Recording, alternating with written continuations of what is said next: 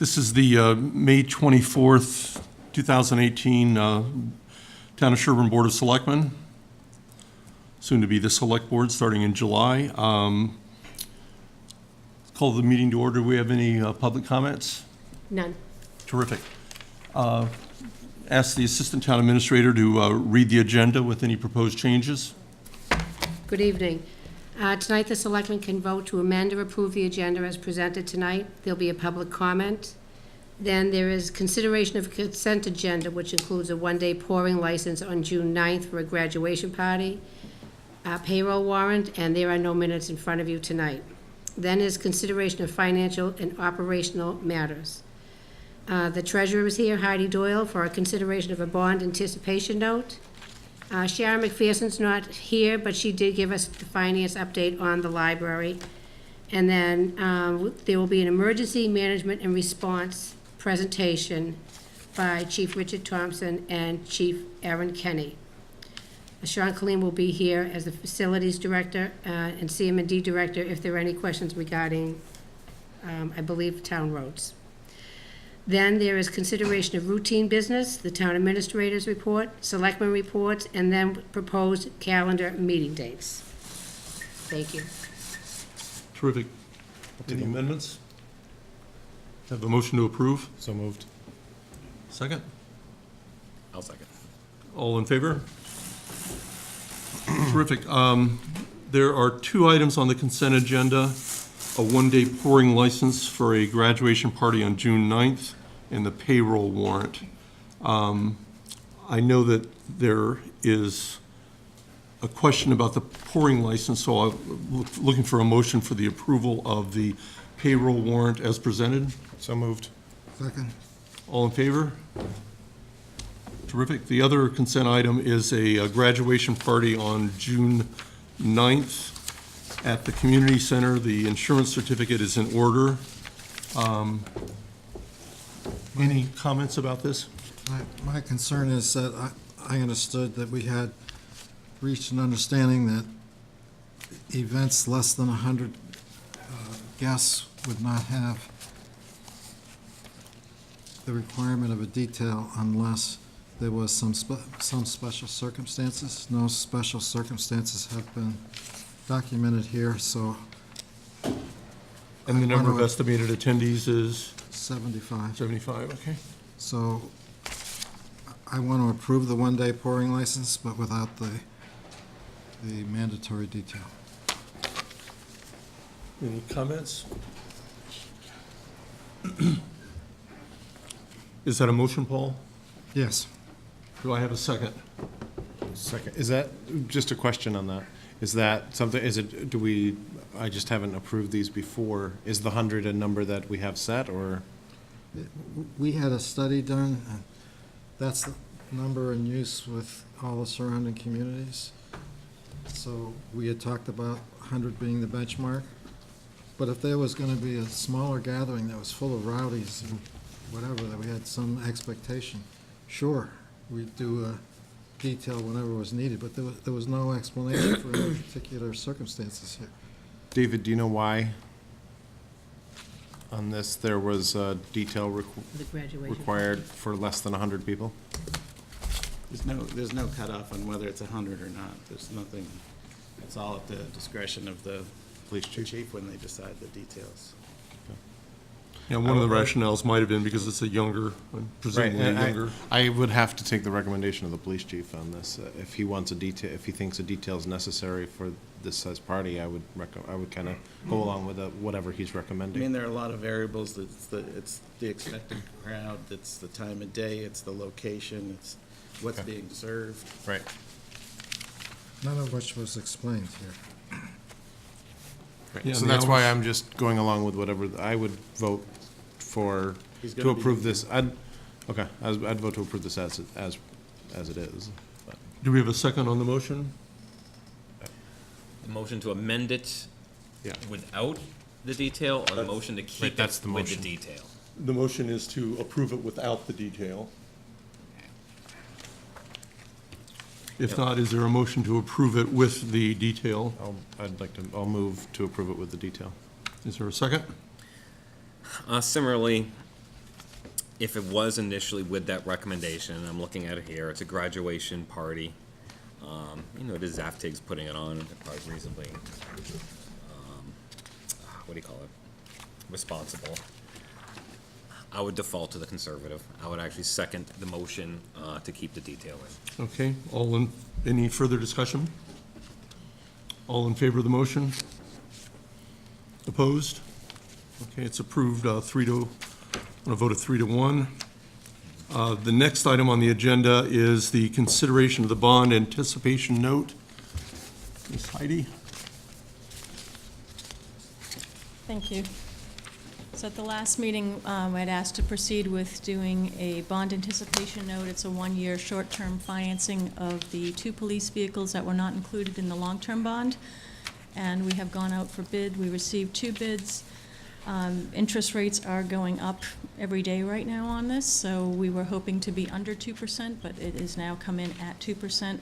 Part of it is due to the small quantity of money comparably compared to the bonds for millions. This is $85,000. So we did give Unibank to bid at 2%. You have the information in front of you. I have 3 forms that need to be signed. We have the assistant town clerk here today that needs to witness the signatures of the Board of Selectmen and as well as myself signing this. So I would like to present these 3 forms for signatures. Any questions or discussion? I'll move to approve the bond anticipation note. Move to sign the bond anticipation note for the purchase of 2 police department vehicles. I had a question. It says that this was authorized, Article 10-4 of the April 20, I had marked on it, looks like 25, Yeah. 2017 annual Yes. town meeting? Is it Yes. 2017? 17. 2018. So No, it's, 17, it was approved for this last fiscal year, FY '18, and we did not put it in the bond, the long-term bond that we just did in February. So we would like to do this ban before the end of FY '18, and this was the certification of that vote. okay, just so that it was a year ago, I just want to be clear. Just about a year ago, but it's still Right. within it was for this fiscal year and still within this fiscal year. Okay, I'm good. Okay. Terrific. Any other questions? Do we have a second on the motion? Second. All in favor? Terrific. And May I present this up to you? That's the one-day pouring license.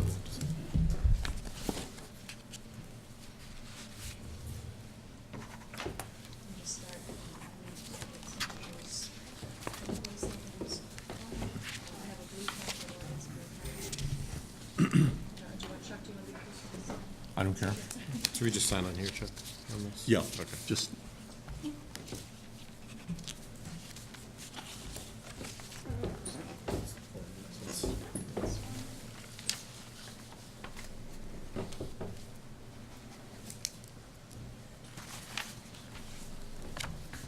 you have a blue Clerk has to pen? witness.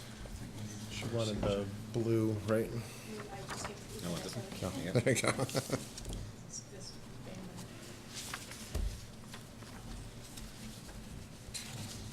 And then who needs to sign that? Eric? Whose completely illegible signature is that? Me? Jeez Louise. That one doesn't. I was gonna get in. Oh, that one needs to be signed by all of The us as well? second one, so Chuck can have the top.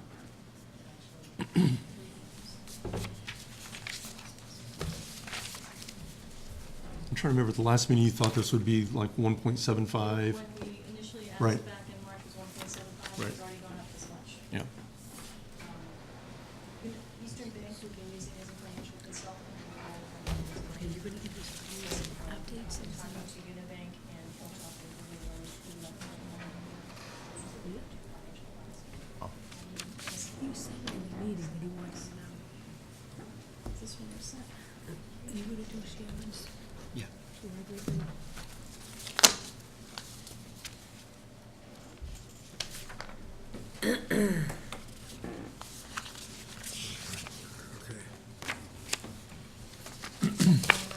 Thank you. Terrific, thank you, Heidi. Okay, Sharon, is Westford Regency? That was mine. You don't have one? Don't even, If you want, I'll get another. no, this is mine. Mr. Chair, Sharon had a conflict this evening, but her report was in the packet. And if you have any questions after reviewing it, you can, we can send them to her, and she'll be at the next meeting to deliver an updated report. Looks like in May, they've still only, they're not anywhere near to be on track where they were spending. I had a question about this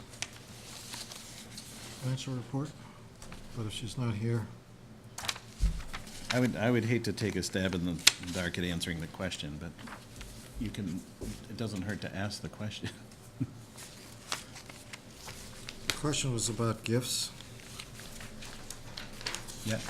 I know we, for example, had the library fair in early May, and that's a fundraiser for the library. It's a fundraiser for the Friends of the Library, which is different than the, It's for the Friends of the Library. yeah, for the programming.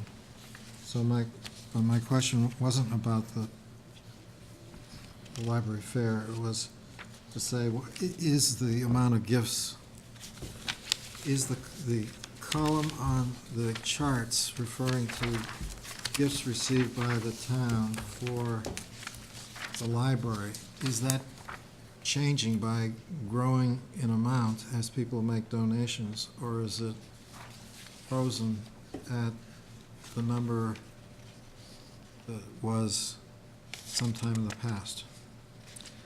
Or You mean as is the number growing? Is it a pledged number and growing, or?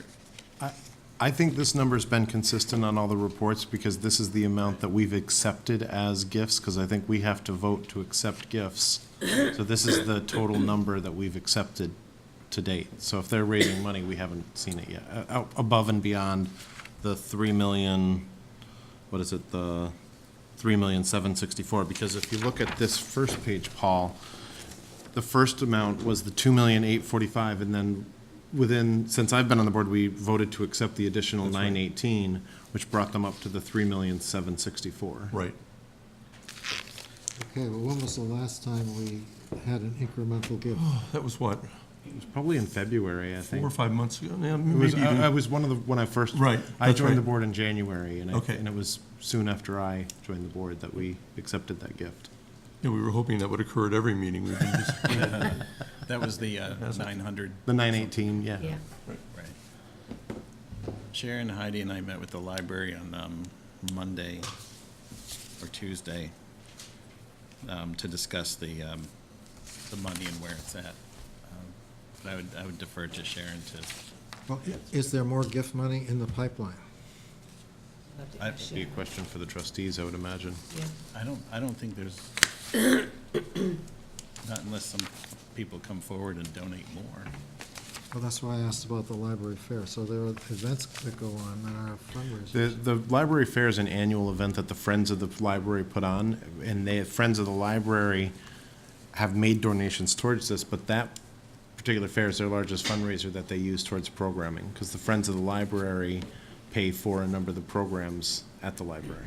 Including operational. Right, not just exactly, capital. exactly. Right. So a lot of the kids' programs, that kind of thing that they do at the library, and they fund those through fundraisers like the library fair. And that's the Friends' big event that they have each year. Which they schedule for a Saturday when it's guaranteed to rain. Exactly. So we don't know if there's more money coming or whether, you don't think there is going to be more money? Well, let's say they haven't stopped asking for it.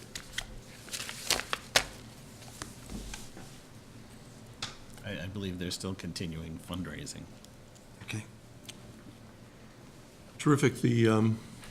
Anything further on the library financial update? If not, the next item on the agenda is a presentation on the emergency management and response policies and procedures in the town that Chiefs Thompson, Kinney, and Director Colleen are going to be providing. If they are ready, okay, I was going to say if they're not, we can go to the town administrator's report. For the, Why don't we go ahead while they set up their Yeah. laptop? Okay. Terrific. The only thing I was going to report on was basically trying to set as long a calendar as we could. I like that you kind of put this out there. I like the idea of getting this on the calendar, long-term. Yeah, and the reason is, it can always be changed. Right. If you need to. But at least it would give everyone some planning. Well, this is what we always did on advisory. We would plan the year ahead, and then if we had to change meetings, we would, but at least we have a flag in the ground for the meeting dates. Yeah. So I extended it from, basically from June to September, and it works out to be every other week or at least twice a month, except for August, where there's only one meeting. And that's typically always how it's been in the past. There's only been one meeting in August. My concern is that some of the dates for November, December, but with holidays and all that, are so far out that I really don't know what my schedule is that far out.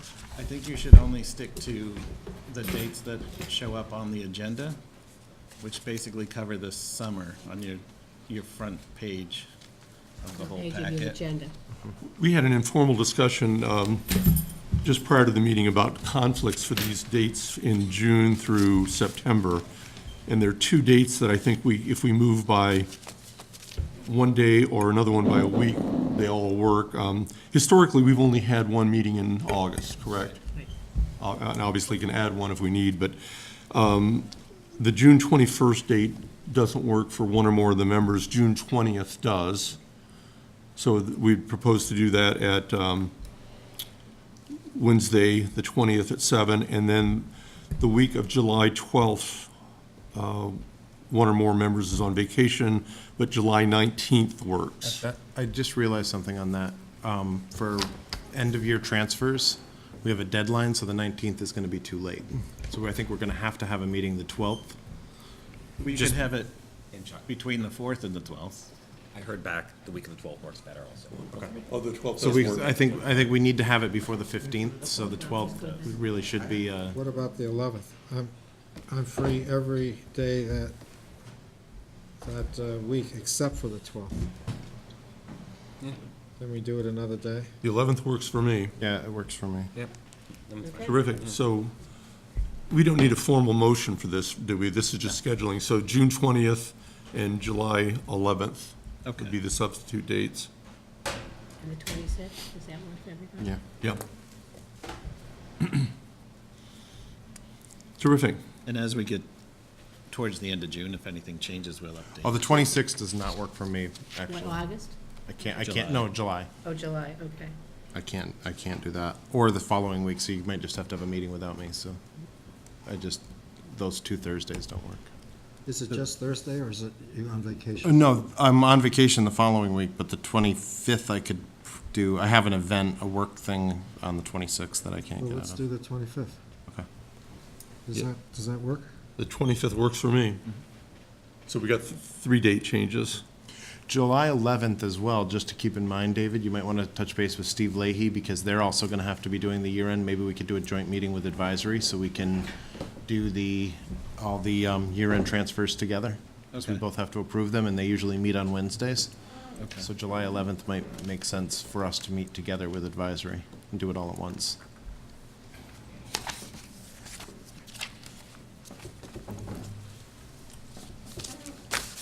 Terrific. Yep, that sounds good. Thank you. Welcome, chiefs. We already introduced, this is going to be an update on the emergency management and response policies and procedures. The PowerPoint slides were not numbered, but it looks like they're about 35. We have an estimated time for this? I was a little disappointed David had called and kind of gave me the heads up that you guys were talking about a half an hour. And when we discussed this, myself, the fire chief, David, months ago, we were talking about 90 minutes, and the chief and I spent a tremendous amount of time putting this together, because we wanted to make sure that it was thorough and informative. Why don't we shoot for 45 minutes, or and preferably 30 if possible, so put on your Evelyn Woods speed talking shirts, and let's see what we can do, so when we get started. All right. The idea was to post this also on the town's website, so that a lot of the slides, I mean, there's not a whole lot of number of people here, but if they're available on the town's website, then you don't have to go through every one of them here today, and people can see it. Sure. And it might make sense to put it on town, Selectmen, your websites as well. Sure, yeah. So, Yeah, sure. terrific. All right. So who's kicking us off? The fire chief. All right. So we're just getting started. What we wanted to do was just kind of explain what emergency management is and what our roles and responsibilities are. Emergency management is defined as organized activities undertaken to prevent, mitigate, prepare for, and respond to and recover from actual or potential emergencies. And when you look at emergency management, a very effective way to look at it and to break it up is to look at the 5 pillars. You have prevention, mitigation, preparedness, response, and recovery. Obviously, we participate in activities working with the Metro West Regional Emergency Planning Committee and our the Boston Metro Emergency Planning to do hazard identification and risk assessment. Obviously, we do continuous, ongoing hazard assessment, hazard identification, and risk assessment as the foundation to that. And then just working on being disaster resilient and having a sustainable community.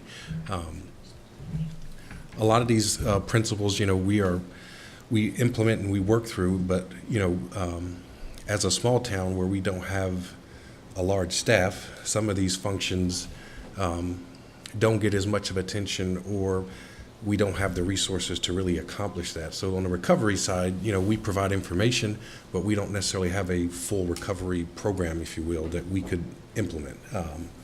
We do the prevention, mitigation, obviously the training and preparedness. So just going through the 5 pillars and how we take care of or address the 5 pillars of emergency management here in Sherborn.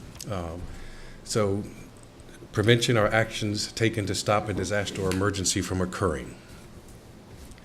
So from the fire department side, things that we do and participate in obviously are the inspections and public education activities. So from an elected official's perspective, one of the ways that you all participate and support this is adoption of building codes and different ordinances that, for example, when new developments come in, we want to put water supply in the ground. Those kind of things, are prevention type activities, also somewhat mitigation activities as well. So the prevention and mitigation from the fire department side, some of that's somewhat blended. The next one that we do is our student awareness and fire education and our senior awareness and fire education. So we want to engage the community as much as possible to help prevent fires, to help educate them how to create safe behaviors as far as cooking, as far as how you use electricity, not overloading circuits, not overloading your power supplies and things that would create potential for fires. We also talk about things like hoarding and things of that nature to keep your egress paths clear.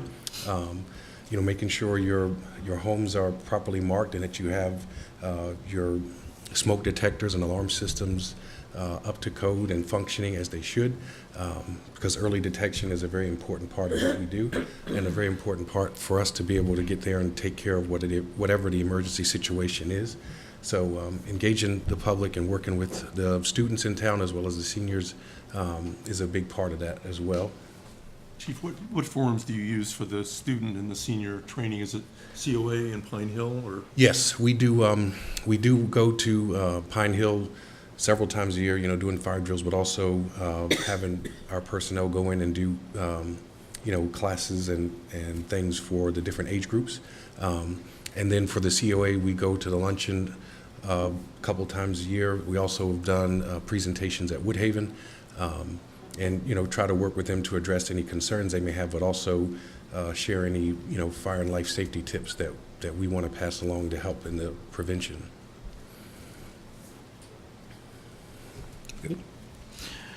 Thanks, Chief. So on the police department side, I'll speak a little bit to community policing. So from our end of the public safety spectrum, we're all about community interaction, partnerships. We've got close working relationships with COA, the fire department, CM&D, our schools, obviously. As an example of some of the important partnerships that we have that I feel strongly are preventive in nature, we have a strong working relationship with the schools in a program, it's actually a statutory requirement, community-based justice. And we've discussed this many times at our public safety meetings. Basically, we are identifying kids that are having issues in school and are presenting at-risk behavior. We direct those kids to the resources that they need. If it's some kind of mental health counseling, all to make sure that we're not having kids showing up at our schools with firearms and doing some things that we don't want them doing. In addition, we do school safety programs. We have directed patrols at Pine Hill. The officers get out of the car, they walk through the school. They're constantly patrolling the school campus. We have a closed circuit TV system that monitors the campus directly in our dispatch area. We also do directed patrols in, obviously, in the community, Farm Pond, our business district, Woodhaven, the Meadows. In fact, when I first came here, the Meadows were having a problem with some kids that were doing graffiti and making the residents upset inside the building. So we partnered with them, and we started doing directed patrols there. And within 6 months, there was no more problems internally. It was a good success and made the residents feel very comfortable and safe. How do you, just back to the schools for a Sure. second? How do you work with Dover?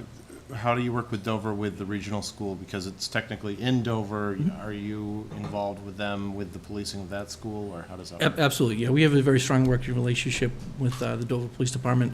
We participate in school lockdowns with Dover PD. We're obviously support police department in the event there's a catastrophe there, or God forbid a school shooting. So I talk with Chief McGowan fairly often, we have a strong working relationship. We, in fact, recently met with the superintendent to discuss how to make our response, or how we could make our active shooter response a little better. He spoke with the superintendent spoke with Chief McGowan and I, and we agreed that he was going to hire an outside consultant as a third-party objective person or group to maybe help us with some better practices. So, some of the specific things that we do for preventive measures, we have a car seat installation program. We have an officer that's certified by the state to install car seats for parents that have newborns. Obviously, that effort is, the goal is to prevent injury to infants and young children. We do school lockdown, as I mentioned. We do crime prevention education. Officer Stickney recently left us. He had been trained in crime prevention through environmental design, and we offer service to the community members to help them identify best practices so they're not victims of house breaks. We're identifying another officer to send them through that program. And then, again, we participate in public safety and traffic safety meetings, and that's all about collaboration. We have representatives from the community, the fire department, police department, CM&D, our schools, traffic safety, a building inspector participates, our COA participates, as well as our Board of Health. And again, the goal is to collaborate and identify shared concerns and establish appropriate responses. So moving on to the next pillar is mitigation, and these are actions taken to reduce adverse impacts of an emergency or a disaster. So we want to do as much prevention as we can, but the reality is we can't stop Mother Nature, and we have to prepare for potential emergencies or potential impacts that we may have. So in preparation we try to find ways to mitigate or lessen the impact when we do have an emergency or do have a disaster. So on the fire department side, again, it's code enforcement, plans review. So the big components with that are, we want to make sure the buildings are up to code, the egress paths and everything are up to code, make sure that the fire protection systems are in place, the alarm systems are in place, so that if in fact a incident does occur, there's early notification, and we do as much as we can to eliminate the life safety hazards and also limit through engineering how much the fire can grow and the impact that the fire can have if there was an emergency. Chief? Yes. The state has given the town a municipal vulnerability grant to assess our vulnerability to varieties of disasters. We did receive that money. We did get an assessment of that. Is that part of this process? Is that any value to? Yes, so that is part of both mitigation and when you talk about the foundation of emergency management, when we do hazard identification and our risk analysis, those are the things that we address, and that we when we sit down and work with the state and their representatives to help create our hazard mitigation plan, those are all areas that are addressed. So we have things like areas that are susceptible to flooding. We try to see what mitigation measures are available to take care of that, whether that be drainage control or elevation engineering, things of that nature to prevent that. We also look at things like wildfire risk and wild and urban interface type incidents that we have potential for. And then also the impacts that storms potentially have and any at-risk citizens or areas of town that may be at greater risk for power outages or significant impacts, from these incidents or from, natural disasters or even a man-made incident of some type. So another piece of mitigation is obviously, the procurement of the proper and necessary equipment and fire apparatus, and then the placement of that apparatus. So one of the reasons that we aggressively looked to replace Engine 6 this year was because of things identified in the hazard mitigation plan. Is one of our risks is wild and urban interface type incidents or fires. So that apparatus is designed specifically to address that hazard and to address that potential need. So we're able to identify things and to procure equipment and apparatus necessary to, limit the impact if we did have an incident of that type or different types. Next is our dry hydrant system. Obviously, there's been a lot of work done, a lot of money invested in this system over the years prior to me being here, and even now working with Director Colleen to kind of go through and service the system and fix any leaks or any issues that we may have with the system. It's an important piece because it provides us with water supply in the event of a fire or an emergency, and it's an important piece of what we have in our mitigation in order for us to lessen the impact or to control fires. On the police side, very similar to the fire side, we have the enforcement of laws and bylaws, and the education is the same. A lot of our role in the community is to make certain that there's safe motor vehicle travel. So our officers are deployed to areas where we know there are high incidents of traffic accidents, and we try to mitigate or prevent those kind of issues. Because we do have young junior operators that obviously travel to and from school, gives us, our officers, an opportunity to educate those young men and women about the rules of the road. In addition, as most are aware, Lieutenant Bento is one of, I believe, 5 or 6 certified commercial vehicle enforcement officers in the state. He goes out and he monitors the trucks that are carrying, let's call it what it is, hazardous material through our town, to make sure that they're in compliance with federal motor carrier law, make sure that they have the proper safety equipment, so God forbid, one of them doesn't lose their brakes or something and cause a horrific incident in our community. On the hazardous material thing, does he work at all with CSX, with the trains that come through, or is there any, do we have any contact with them on what's in those cars? That actually falls in the hazardous mitigation plan that the town has, so. Yeah, we actually do. We've had, our department has had training specific to CSX about dealing with locomotives, tank cars, things of that nature. And it's the kind of training we're required by statute to do hazardous materials training. I think we have to do 4 hours every year. So every year we kind of revisit that. And, you know, every 2 to 3 years we'll actually have a representative from CSX come in and actually, you know, teach a class as our hazmat refresher to, you know, because that's one of the larger hazards rolling through town. Yeah, I was that gonna has say, the do you potential. even know what materials are coming through town on those trains? I was always told ethyl methyl bad stuff. That's how Neil McPherson used to explain it. So, whatever that means. If there's something, a placard on the side that doesn't look very pretty, you go the other way. Similar to the fire side of the spectrum, we too, you know, we look at the procurement and of vehicles and equipment. As I had done a presentation this year at the annual town meeting, we got some, you know, very important equipment that we're assigning to our officers, protective gear. We utilized taser. We're getting some other less lethal options. We have body camera that we realize it reduces frivolous complaints against, you know, the town. Worth noting that, at least since I've lived in town, the town has consistently been very supportive and funded the dry hydrant system and the and upgrading and maintaining the equipment. So Absolutely. just like at this year's town meeting was no different than any of the others I've been to. So Yep, it was Absolutely. great. And we obviously appreciate that, and that's very important to, you know, the services we provide to the community. Additionally, the PD identifies hotspots. So the police department is data-driven. We rely on a lot of the information that we collect and that we receive internally as well as externally. And what I mean by that is, in the past, there was a couple summers ago, there was a group of persons that were suffering from drug abuse disorder that were going around and breaking into homes.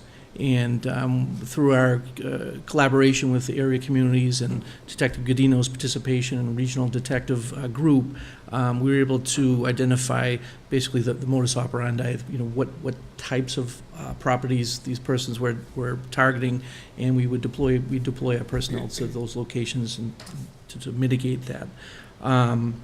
And as I mentioned earlier, through the data that we collect and the discussions we have at traffic safety, we know where we're having, you know, pretty serious motor vehicle accidents, and we're deploying our personnel there to try to reduce that. All right, so the next pillar is preparedness. And preparedness are actions taken prior to an emergency or disaster to ensure an effective response. So on the fire side, obviously, training. Right now, my personnel are out conducting a training drill right now at Whitney Farms, working with that dry hydrant system and going over our tactical pre-plans on how we're going to address a potential fire situation if one should occur in that area. It takes some coordination. We obviously coordinate with the town of Ashland and their DPW and water department, as they have graciously allowed us to have emergency access to one of their hydrants, which will then in turn fill the dry hydrant system within that complex and allow us to have, you know, basically a pressurized water system to use in case of an emergency there.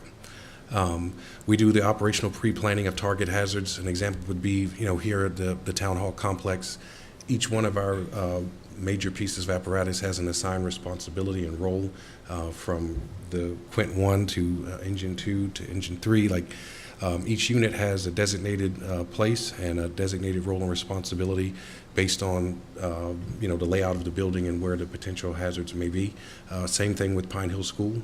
We have a very well-developed, you know, pre-plan for that location, which includes the town of Natick in that response to assist with us. They are an automatic aid resource on the initial dispatch to that facility. So those are things that we continuously try to monitor and, you know, make adjustments to make sure that the response is adequate and effective in the event of an emergency. And then the other piece for preparedness is maintaining a state of operational readiness, ensuring that we have adequate staffing, especially during peak hours of the day. One of the things we look at are trends of when our calls occur, and, we try to make sure that we have the human capital and the resources available to answer those calls when they do come in. I have a question, something you said. You said you have rights to water from Ashland to, for emergency reasons. Is that only if there's an active fire, or can you actually use it to fill your trucks? If there is an emergency that we are, that's in that general area or vicinity and we're using that as a field site, we do have that capability to use it as a field site as well. What we do in that situation is, as a courtesy to them, let them know, hey, we're going to be using a hydrant on another road as a field site. We've got a fire at X location, and it's usually no problem at all. That's if there is a fire. That's if You there can't is a just do fire. it routinely. Yeah, You not, can't for just- routine fill-ups, no, we don't. We try to use the resources that are here in town. One of the best areas that we use consistently is Cider Hill. The cistern and the system we have there with the well that refills the 40,000-gallon tanks, we're able to fill there when we have training or things like that, and we use water. We'll use that site as a fill site. There's a couple active hydrants actually in Sherborn, I think, Prospect and Speen. Have you ever addressed those, or is there any? We actually, when we had a brush fire in that area, we did use, one of those hydrants as a fill site. And that, it worked out well. And that, we had a brush fire, I think it was at, gosh, what's the name of that road? Is it Speen? Is it Speen? I think it was, actually it was right by the Laurel Farms, is that right? It was behind there. We had about 2 acres around the time. I hadn't been here very long, but, we were able to use a fill site, and the personnel knew. One of the things that I've been impressed with is we have a Rolodex system that has the hydrants numbered and the locations to go, so we know, there's only 7 occupancies in the town that we can't cover within 5,000 feet of a hydrant, and every occupancy has most have 3 options for us to go to for water supply, whether that's a hydrant that we, use from Natick or Framingham or maybe Holliston, maybe Millis, but then our dry hydrants are all listed as well. So again, those are things that we work on and try to continually update to make sure that we're prepared and that we can operate. How many of the hydrants do you have that are connected to, like, ponds? Or I know there's one on Ash Lane. Yeah, there's several. I think there's, I don't remember off the top of my head, but I'm working right now. ISO is coming to do an evaluation on June 13th. So I've been communicating back and forth with them to, give them the locations, and they're doing some of the survey of the, how the water level is and the water table to make sure that they're viable water sources, and so far so good. So I think we have, it's about 10 or 15. Now, how do those work? I mean, it has to be a certain depth of the water. Is it not clean water? I guess, like, how does water? Believe it or not, the water doesn't have to be clog your clean. equipment or that kind of thing? No, we have strainers that are in the pumps. All pumps have strainers in them. So believe it or not, we've done drafting and done drills where we've, especially when we were preparing to work up here on the town campus, we used a dry pipe system, and the water comes from the pond there by the playground on off of Cemetery Lane, and we'll have minnows on the strainer. It's not uncommon, or you'll have rocks and things get caught by the strainer, and we're able to pump the water. There have been times where we've trained and you'll see brown water flow out of the nozzle. Water works good. Sometimes the dirt makes it more effective. So. And we did some maintenance within the last year on those as well. Yes. There's one on Hollis Street, one on Maple Street. Yes. How many did you say there are, Sean, altogether? Dry hydrants? He asked about ponds, there's The about pond 10 thing. that are in ponds. Right. And then we got the dry pipe system, obviously, that services it actually services the school, from the Pine Hill School all the way, and is plumbed up here to the town campus as well, which is a very, very effective system. We were able to do a drill back in, I believe it was October, where we were able to sustain a flow of 1,500 gallons a minute using that system up here on this campus for almost an hour, and had very little or no major interruption, so it was good. So much like the fire department, same thing for the police department. It's It's all about training and continuing education. There you go. We have state-mandated recertification in CPR, automatic defibrillator, firearms, Narcan, mental health response, incident command. We do a lot of ongoing specialty training in supervision, command leadership, active shooter instructor. My goal is to train our personnel at the highest level possible. I think the community demands that. We want to provide the most effective and efficient delivery of services, and I'm all about getting our personnel trained as best we can. We also do some operational pre-planning of target hazards, again, school violence response program, school lockdowns. We had a school lockdown last week at Pine Hill. Framingham, Dover, Natick came over and assisted. Sergeant Ted Stone ran it. It went very well. We also are planning on doing a training at Town Hall. Sergeant Headstone's going to come over and do a presentation on active shooter and what to do. God forbid that ever happens in Town Hall. I believe, David, we talked about late June. Is that what we was shooting for? Shooting for. Shooting for, yeah. Bad choice of words. There you go. Bad pun. Yeah. Same thing, maintaining a state of operational readiness, staffing, police area assignments. We place our personnel in assigned areas and we assign our personnel to specific functions based on their level of advanced training. I have one quick question. Sure. Do you offer basic either first aid or CPR training to all town staff?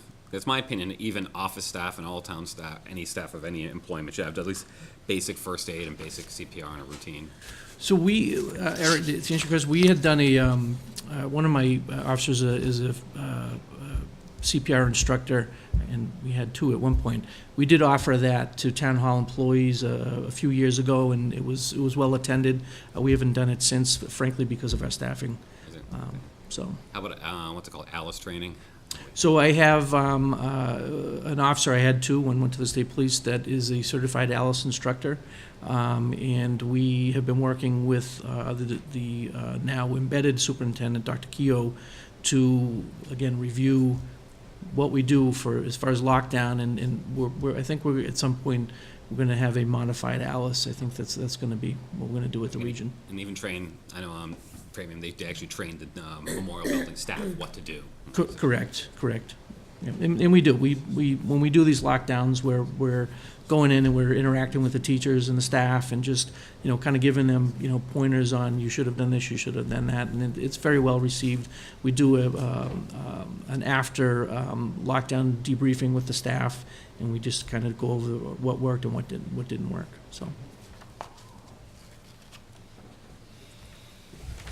All right, so the next pillar is response, and that's provision of emergency services and public assistance or intervention during or immediately after an incident in order to protect people, property, and the environment, the economy, and/or services.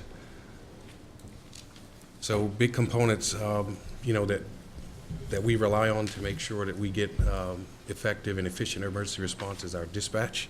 It's a critical component, obviously the communication piece there. Having somebody to receive the call and then call the proper resources to the incident and then continue to coordinate communications throughout the duration of that incident. Another piece that we do, which is more immediately after, is the determination of cause and origin of potential of a fire or an incident that we've had. And as that, at that point, we want to make sure that our documentation is done well. We typically have insurance companies or even lawyers call to get copies or incident reports. That information is very important in the recovery phase or in the post-response phase as we go through to make sure our documentation is adequate and meets the requirements that are mandated by the state as well as the federal government.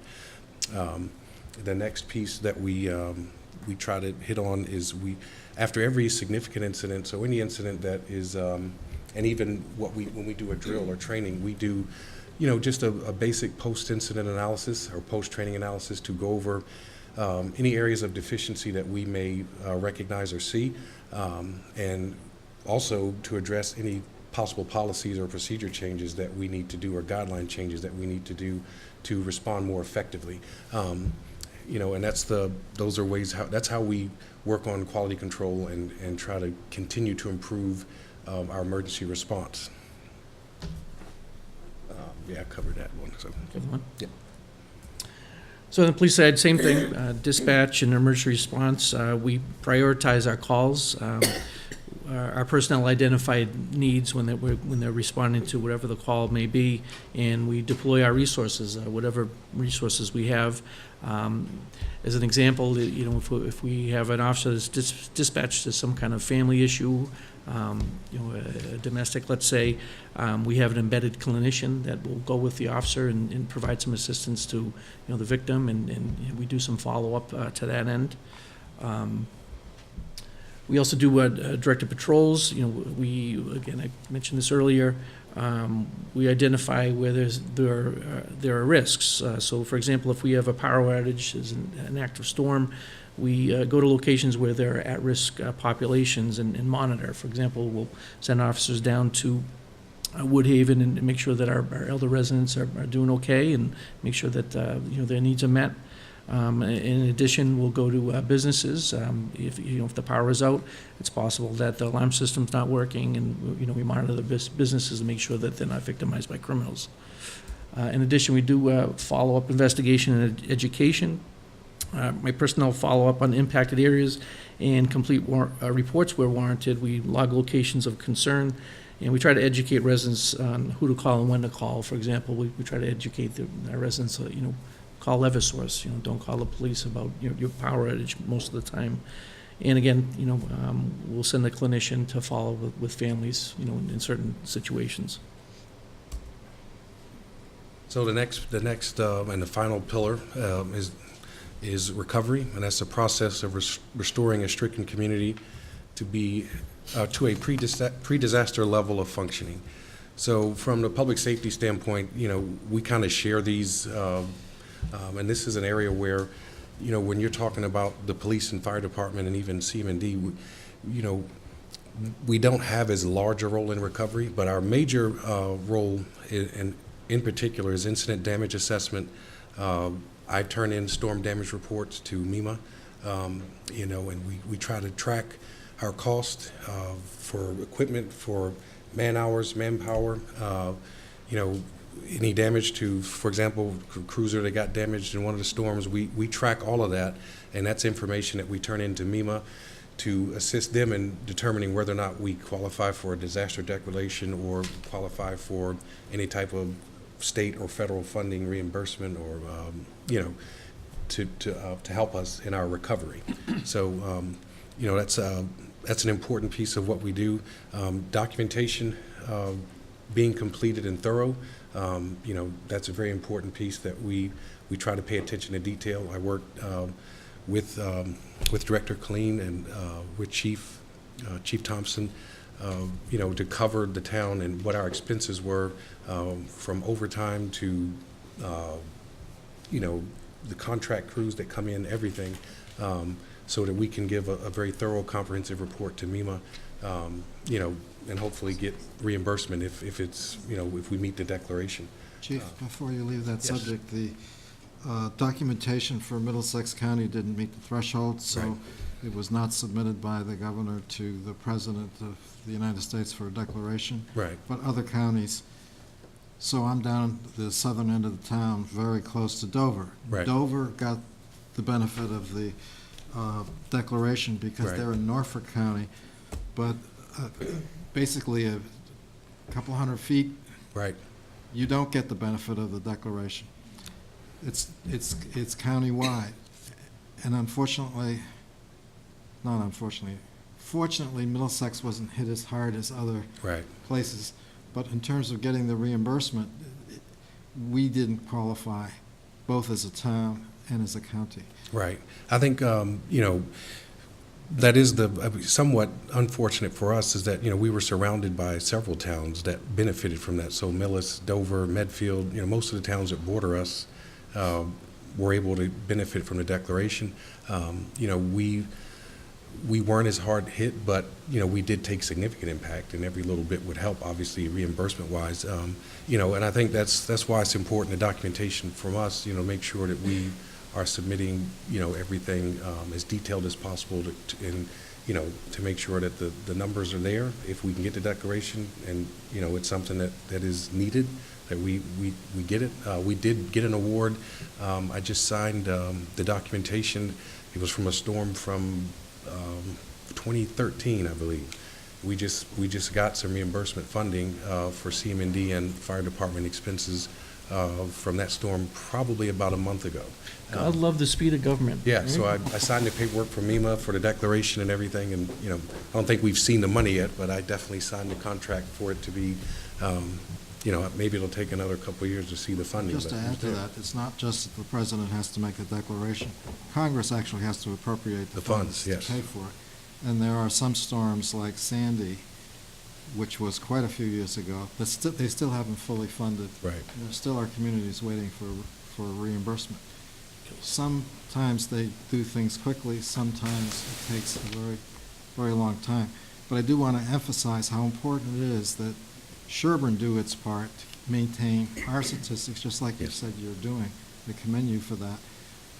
Every community needs to do this because we as a state as a whole get the benefit of federal funds. Right. If all 351 cities and towns develop that information and get it to Massachusetts Emergency Management Agency so they can make the case to the Yes. United States. Yes. Well, if I recall correctly, when we talked about this about a month ago, you said that there was a possibility of aggregating the storm damage and that assessment, that we might meet the threshold. Yeah, the idea is, the governor's idea is that if we just look at one storm, we may not qualify, but if we take a series of storms that happen close in time, so that the effects were cumulative, that he could present the total package of storms and ask for a declaration for that series of storms. And there were 3 storms in March. Right. So his idea was to, I want to give credit where it's due. It wasn't my idea. Right. The governor's idea was to aggregate storms and use that to get to the threshold, which would then allow for reimbursement.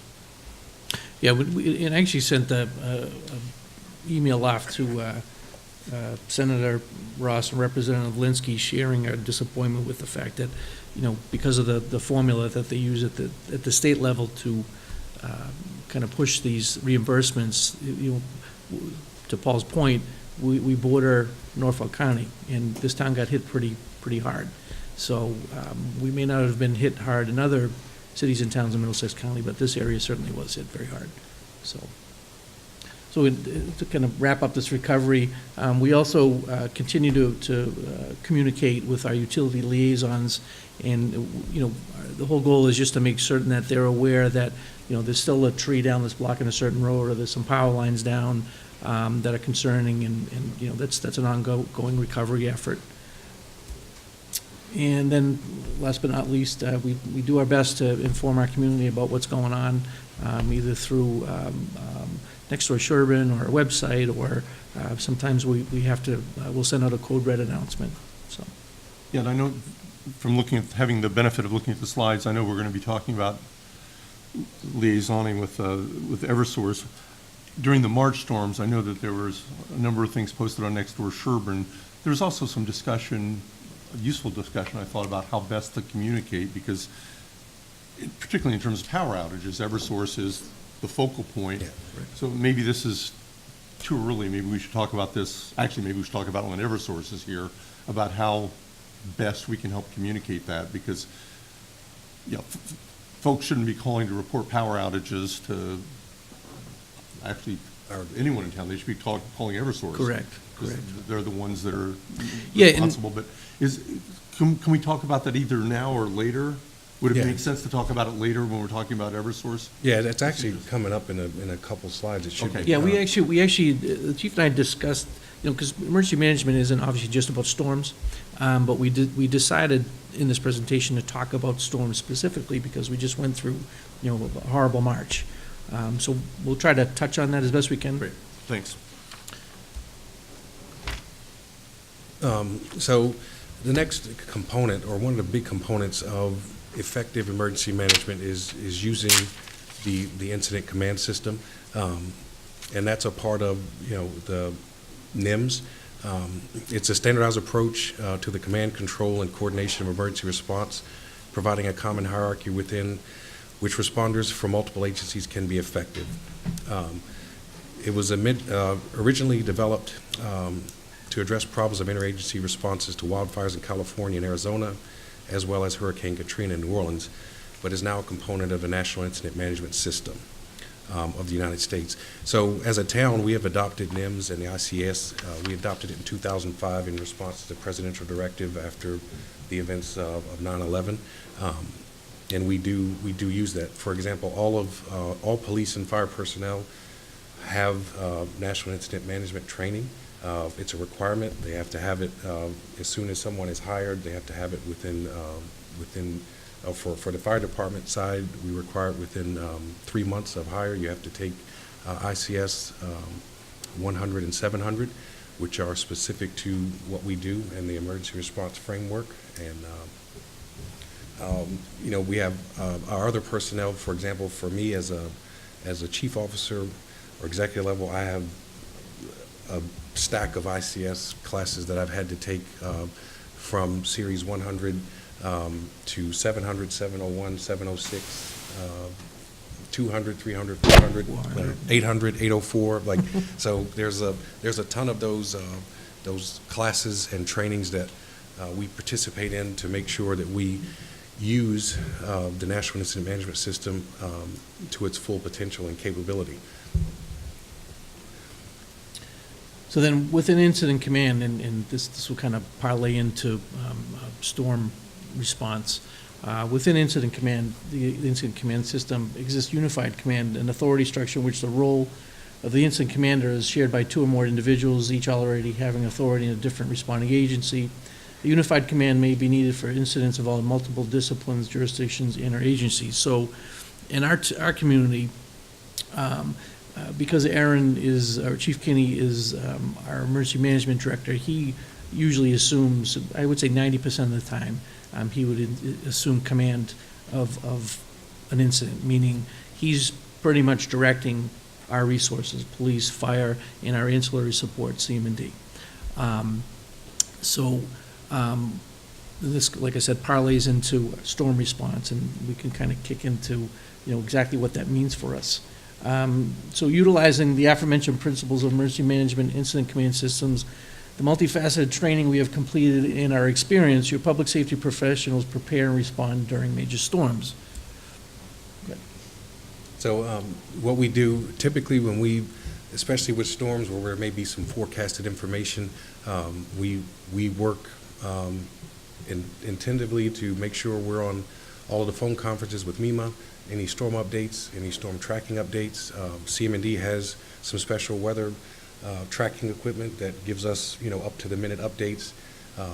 And we have meetings, we discuss our emergency response plan or what we're going to do based on the information presented from those briefings.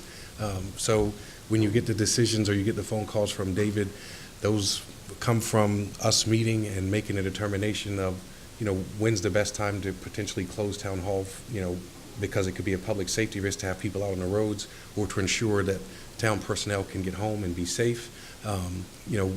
When it may be prudent we also communicate that information with the superintendent of the school system as well, to give him a briefing and an update of what the conditions may be, and allow him to make an informed decision about school closings or whether school needs to be started late and those types of things. One of the things that's a little bit different here, because of the size of our town and limited resources, if we were in a much larger town, for example, as the emergency management director, I would activate an EOC, which would be an emergency operations center, where I would have myself, Chief Thompson, and Director Colleen all in one room, getting messages from dispatch and moving our resources accordingly. Because we are all working directors or working chiefs, we're actually out on the road in some of those cases, or many cases, so that we don't have the luxury of kind of having that one center and that puts a lot of burden on the dispatchers especially. So there have been times where I personally have gone into dispatch to help, man the phones, but also kind of command operations and coordinate communications. I know Chief Thompson has done that, and Director Colleen does an amazing job, and that's one of the things that I'm excited about the new radio system, because he does do a great job supporting the emergency operations, whether it be clearing a way for us, identifying hazards that, that we haven't seen or don't know, because he has contract crews and personnel out plowing and addressing things. So that coordination is going to be so much better, much more streamlined now with the implementation of that new radio system, and it will have a positive impact on public safety as a whole. And although, CM&D's day-to-day operation is not emergency response or emergency management, they play a critical role in any type of major incident that we have. We discussed when we were making this presentation, we used the storm as an example, but, if we do happen to have a major fire in the town forest, for example, we're going to rely heavily on CM&D to help with detouring traffic, and the police are going to be focused on, probably doing evacuations and things of that nature, and we're going to be trying to take care of the fire threat. So any major incident, we're going to be working hand in hand together as a team to address whatever that potential issue may be. When does he get his radios? I'm sorry? When does he get his radio so he can talk to you? We still got to clear a few things through FCC. We were just discussing that earlier, Yeah. but soon. And I wanted to add another thing to kind of go back to the storms and communicating with the schools. We met with the when Dr. Keogh came in and he became our full-time superintendent. Sean and I and Chief Kinney went over and we met with the superintendent. We made a conscious decision to have Sean directly communicate with the superintendent. In years past, I don't want to get into too much of this, but there was a lot of micromanaging going on, we'll say. And I certainly didn't enjoy getting 3:30 in the morning calls asking about whether we should shut school down. And it really should never be my call anyway. Sean's out there, his guys are out there, he knows what the road conditions are, and it makes so much more sense to have him directly communicate with the superintendent. So that was a major change, in how we communicate those needs. On the radio, I assume they're often, even just for a traffic accident, the most likely town contact is either going to be somebody from CMD or a police cruiser.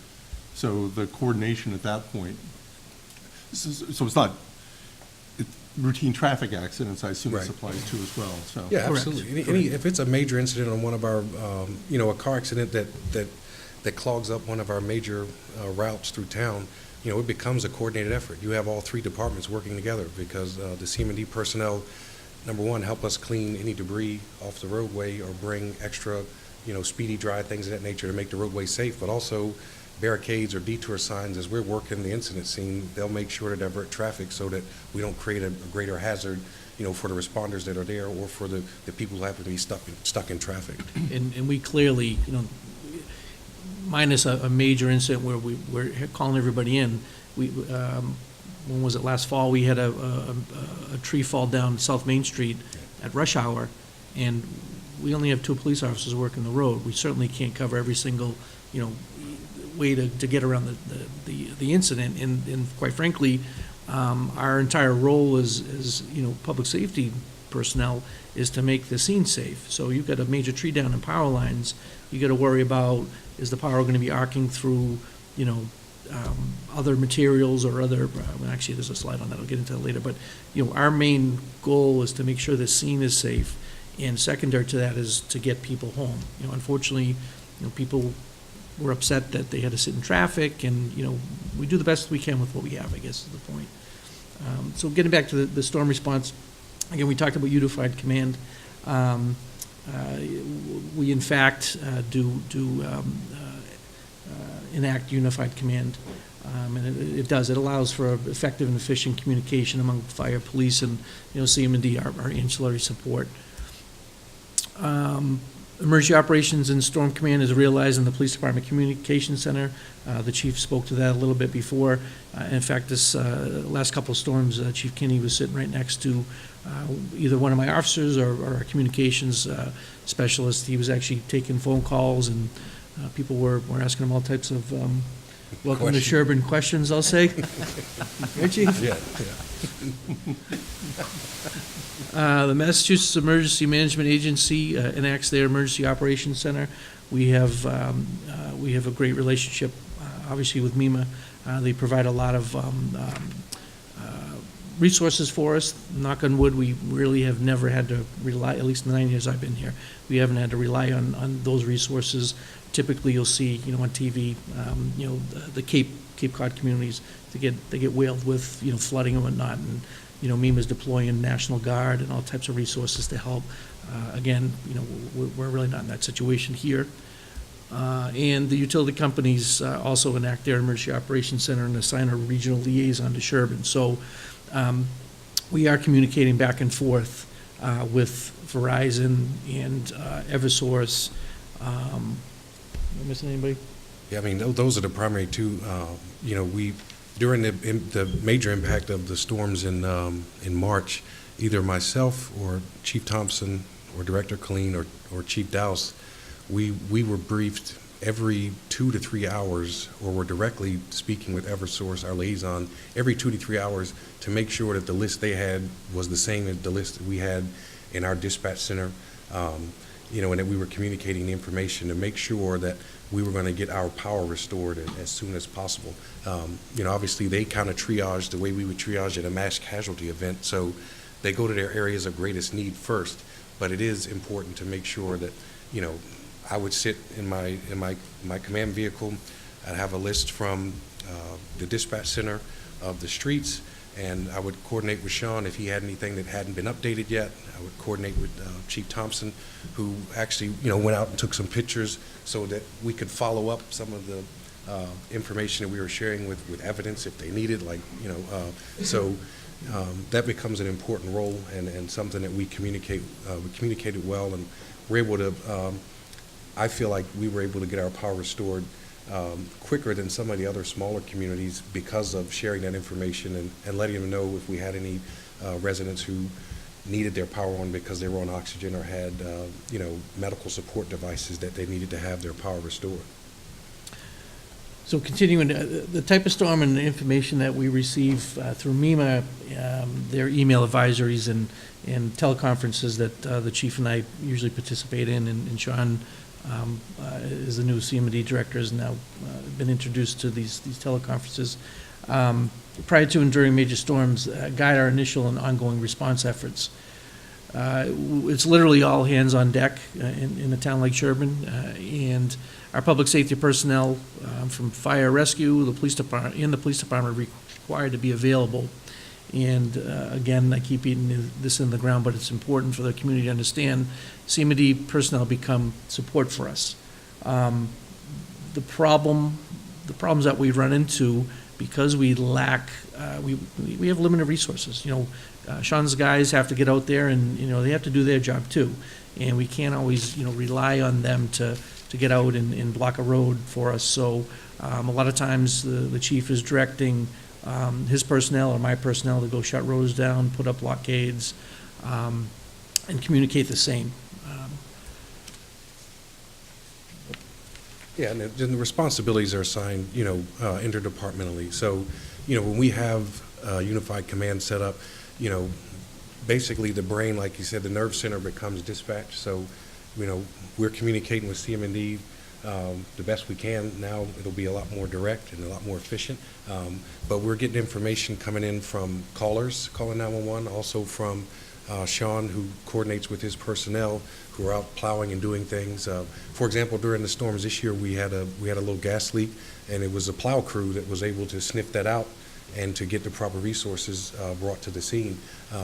We've had trees, falling on power lines, things of that nature, and they're the ones that are becoming the early responders because they see it first, and they'll, establish an initial isolation zone until the proper resources can get there. Again, they provide a very important component, and we're able to communicate using the dispatch center very effectively. And like I said, I'm looking forward to the radio system so that we can communicate directly to the units that are out on the road instead of there being several steps to the process of getting that information, which at times is time sensitive and very critical. So then we utilize data and information that we have stored. So what we mean by that is we have some emergency data forms that we've generated. I believe I started that about 7 years ago anyway.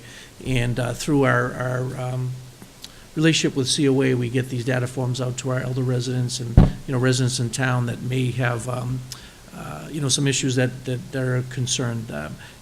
They may be oxygen dependent, which means, that's a critical need and it's something that we need to check on. In fact, Chief Kinney made a few personal home visits during the last storm to check on some of our at-risk population.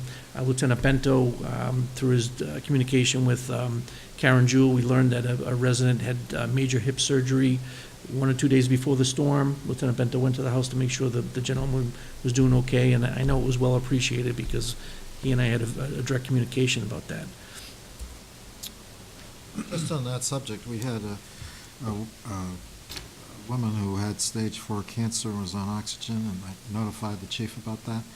Nobody came, and eventually a volunteer with a chainsaw was in a tree that was blocking the road to her house and cut the thing himself next to 6 inches from a live wire in order to take care of that situation and be able to evacuate that woman. So it's good that it works sometimes, but it didn't work all the time in that storm. Yeah, I know, with that particular instance, one of the issues that we faced was, we actually did send a crew down there, and the live wire, for my personnel, it's a risk that I will not allow them to take, in terms of cutting around a live wire or moving. We, unfortunately, in that situation, had there been an emergency, we would have made our way to the patient, but we would have had to, walk instead of, or avoid the tree as much as possible. We weren't in a position where it was safe for us to make that cut without verification of the power being out. We did communicate with Eversource, and that was addressed as a major area, or an area for them to, try to get to as soon as possible. And we did communicate that, and we were very well aware. I did have people in communication with her, and I believe her son was in communication with us to make sure that she wasn't having any issues, or she was okay. That's one of the things with being sometimes resource lean. We do have to triage the emergencies and what we have, and I think in that particular case, at the moment, it was not an emergent situation for her. We were aware of her potential for emergency, and obviously have to make contingency plans based off of that. But in terms of clearing that way, it wasn't a safe operation for my personnel to do. I would, the volunteer that did it, I mean, my hat's off to him, but we try to do all we can, but it can be extremely dangerous in those cases when you can't verify if the power's out and you have wet trees and other areas that could be energized. That could become very dangerous and prevent a significant hazard. And the last thing I want to do is create more patients and another emergency on top of one that hasn't materialized just yet.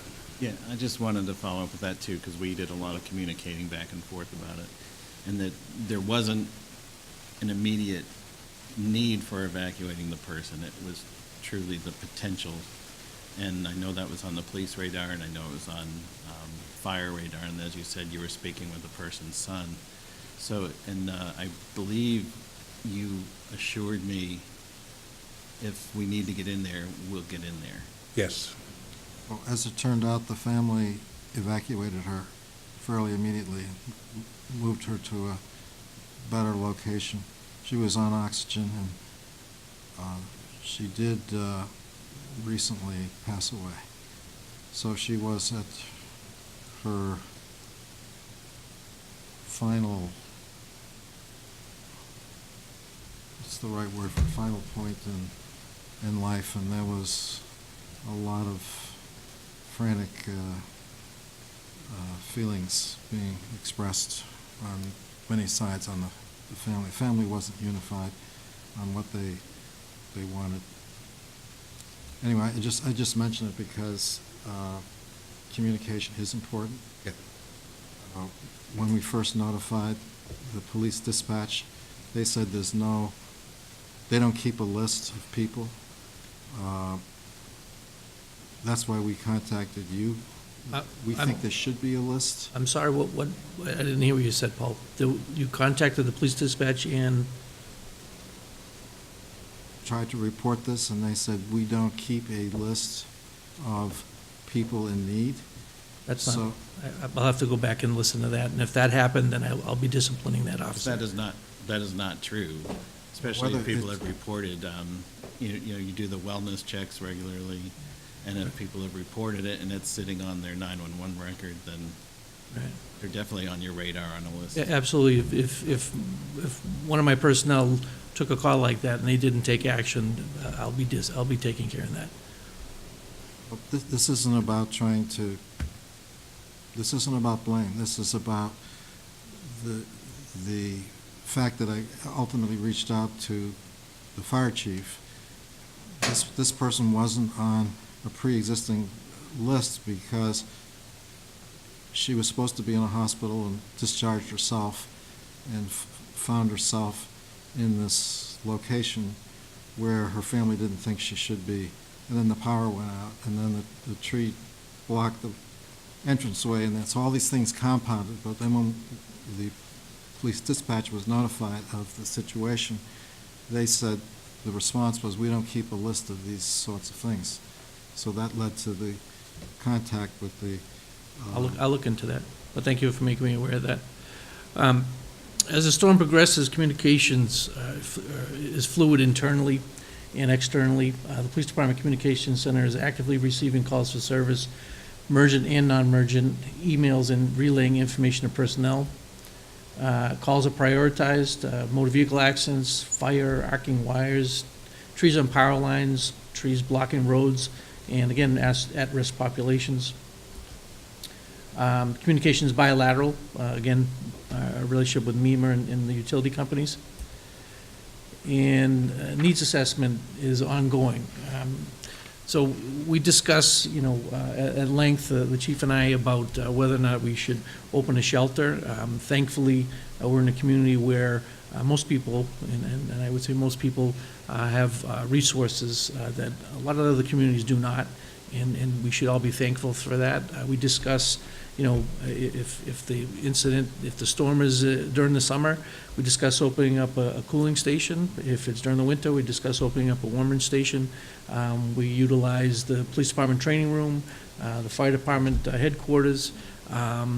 Thankfully, again, we've never had to truly open up an actual shelter. If we had to do that, we'd be up at Pine Hill. And again, we rely on ancillary support from CM&D and others in the community. I put up here mutual aid with an asterisk for a very important reason. When we have major storms, the opportunity to rely on mutual aid is gone. Other communities, surrounding communities, are dealing with their own issues. They have their own resources, and most of the time, if not always, they can't send, we're not going to get a Framingham police officer or Framingham fire engine over to Sherborn. They're dealing with their own issues. So we truly become self-reliant, and the limited resources we have are really taxed during these major storms. And I just wanted to get that out to the community. Anything you want to add, Chief? No, I think that is a very important point. When you almost, in essence, become an island, each community almost becomes an island, because the mutual aid resources are resources that, if we just had a structure fire right now, I could call every town around here and they would send an engine, no problem. But when we have a regional-wide, sort of storm event or large event like that, they're just as taxed as we are, dealing with their own emergencies and can't afford to provide that support. So it does become, all hands on deck for us, and our resources become very taxed. As the storm begins to wind down, communication internally and externally continues to be fluid. Personnel assigned to the Emergency Operations Center or the Communications Center maintain data specific to dangerous locations and communicate the same to operational personnel, and the recovery effort begins. Yeah, information is shared with our utility providers as immediate threats are corrected. And unfortunately, power outages are not a priority for public safety. So There are things that constitute them becoming a priority for public safety, and those would be, obviously, if you have an at-risk population or person that is affected, critical infrastructure is impacted. So, if we had the power line down and we had lost power to the police station, for example, which becomes the nerve center, we obviously have backup power, but that becomes a priority because it's considered major infrastructure. And Eversource will make it a priority to reestablish that connection so that we can go back to our normal operating status. That's a note as to why it's important to have some level of redundancy in your critical facilities. Having backup power, having the secondary means of 911. I was in the dispatch center 3 times when the computer-aided dispatch system went down because of power outages or because of surges, and the backup generator kicked on. The secondary 911 call system activated flawlessly, and we were able to still receive those calls for help and to answer those calls. We had contingency plans on how to do the dispatch and to communicate with the crews out on the road. That wasn't the normal conventional way, but again, you have to have a backup, because if you are working in that type of environment where you do have significant power outages or disaster type situation, your standard or normal mode of operation is going to be impacted in many cases. Again, at-risk populations are monitored, and personnel begin reopening intersections and roadways. And last and absolutely not least, the community is advised to the best of our abilities. We try to, make people aware of, what we've done, which locations, which intersections are open, which areas are safe, which areas are not so safe. We did do this year in coordination and communication, we actually devised a plan and policies and procedures for centralized information sharing. So the police dispatchers will, take information and, produce a statement or coordinated information that we provide to the citizens through social media, whether it's Code Red, Nextdoor, even on Facebook pages. But we get a general message, a consistent message that's kind of put through the clearinghouse of myself and the police chief, and then that message is repeated through the various social media outlets.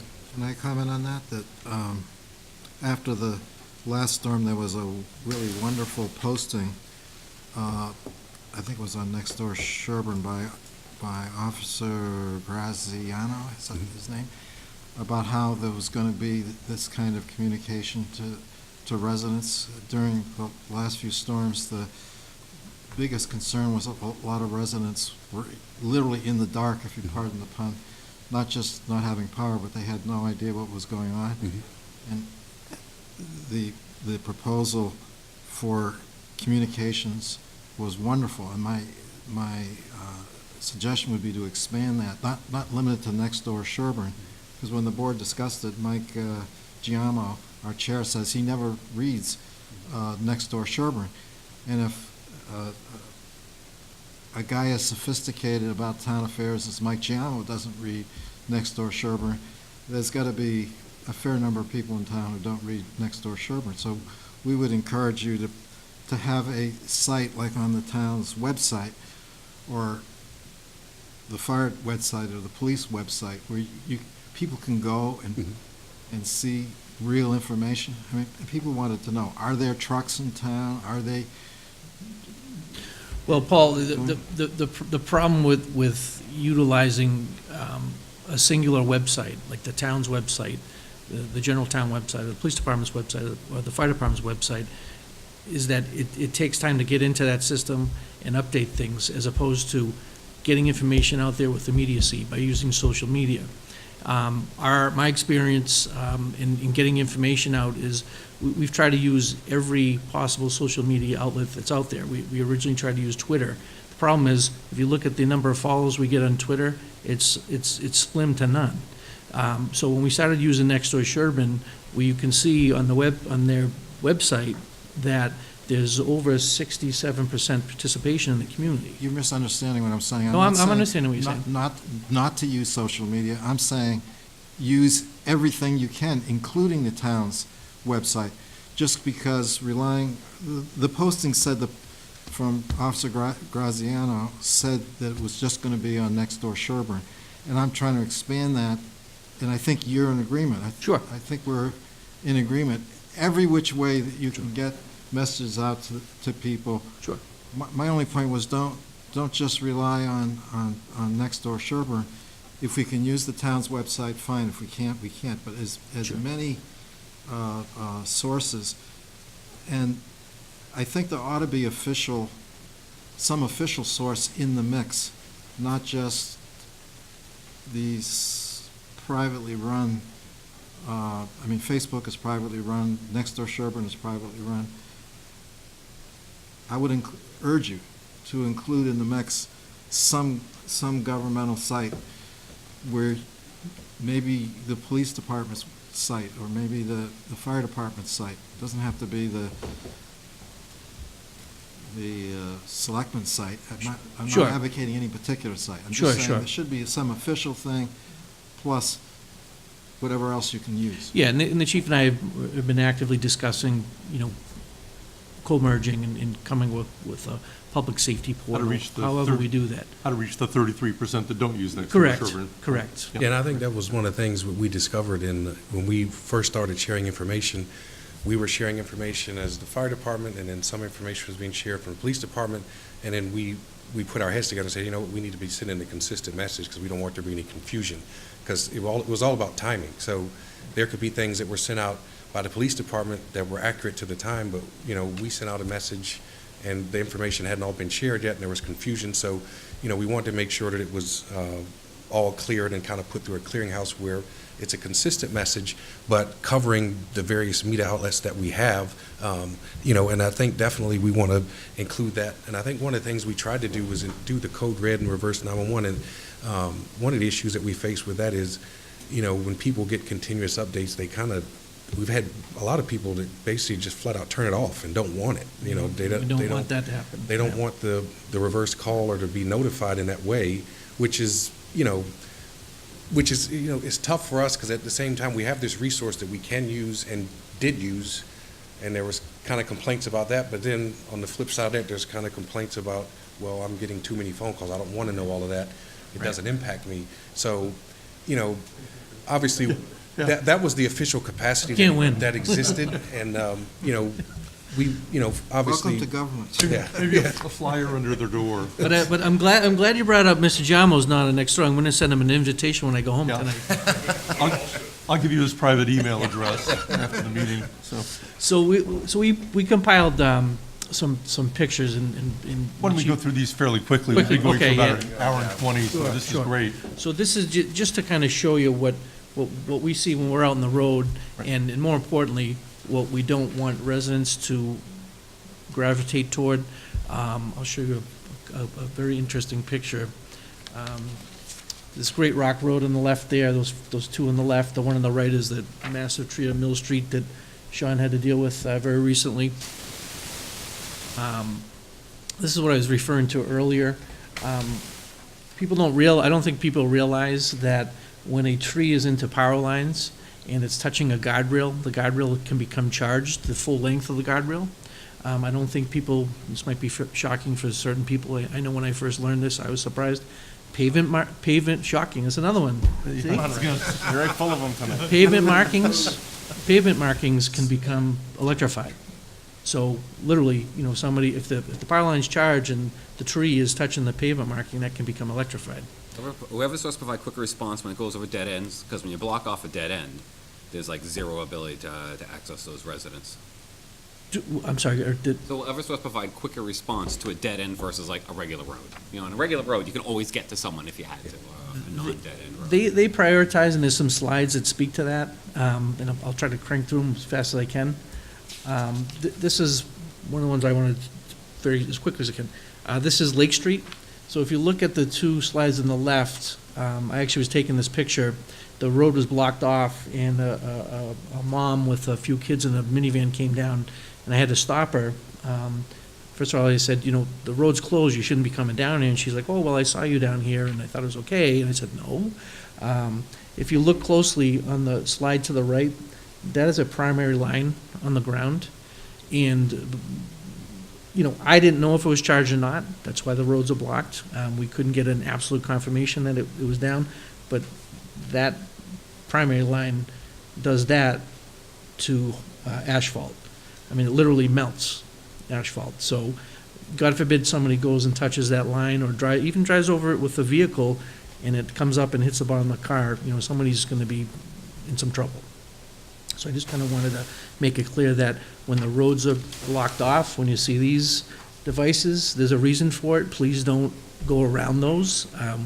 We don't have enough personnel to place a person at every single road, at every single intersection where there are power lines down. It's just not possible. So we put these devices up as a warning that please don't go down the road. There's a reason why the road's blocked.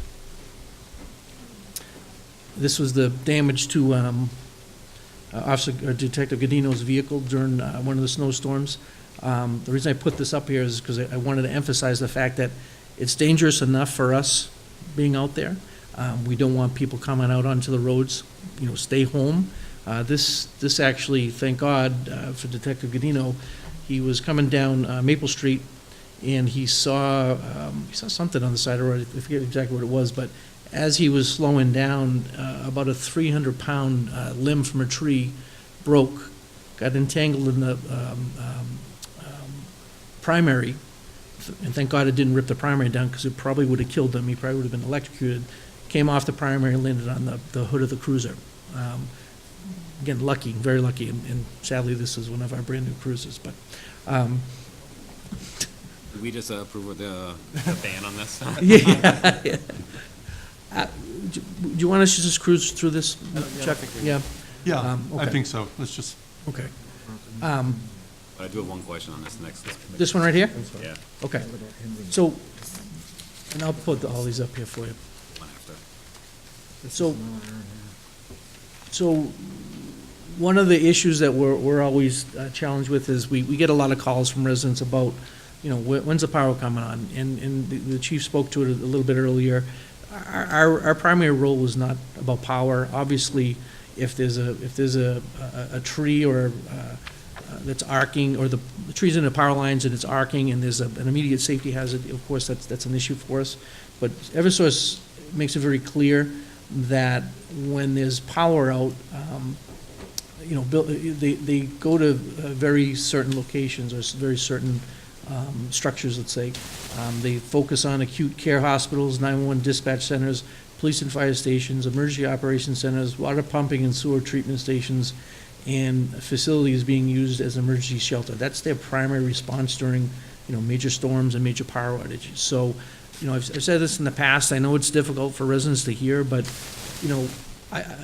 we all know that we're relying on power for our septic systems, and, the reality is, we're low on the totem pole when it comes to their response. It's just the way it is. And that's my question. So how do we communicate that? So water pumping stations, per DEP policy, must have backup generators. So and water systems, municipal water systems have tanks, which give at least a day's worth of pressurized water and fire suppression.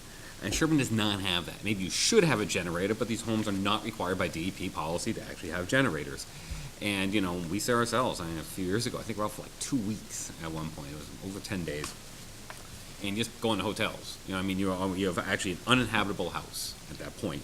To what extent can that be made a priority to Eversource or communicate? Is there anything we can do essentially to make that clear that every single house is a water supply that needs electricity? If I could answer that. yeah, because I can as well. I've made that presentation to Eversource many times, and at several occasions, they were surprised, particularly surprised at the idea that our wells depend on power, and that because our wells depend on power, that's what makes our toilets work.